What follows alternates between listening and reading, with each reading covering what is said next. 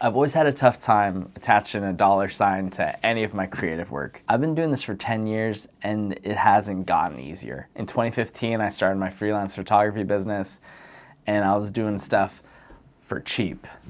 And by cheap, I mean free. And that's all because I was just so happy that people wanted to work with me.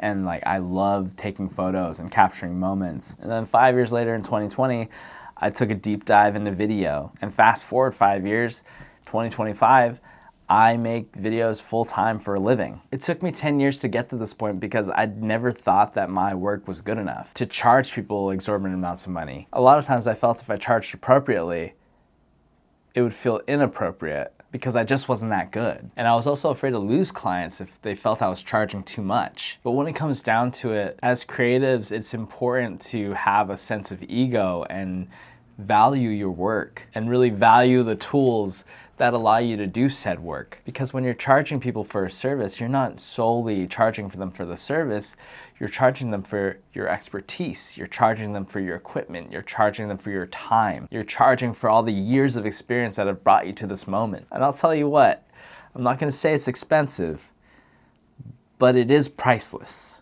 Just remember this, you can still be happy to be in the room while you're being paid appropriately to be in it. With that said, I got a wedding coming up in July and I need to make a lot of extra money. So if you need a photographer, videographer, social media marketing consultant, I'm your guy. Shoot me a DM and I will see you tomorrow.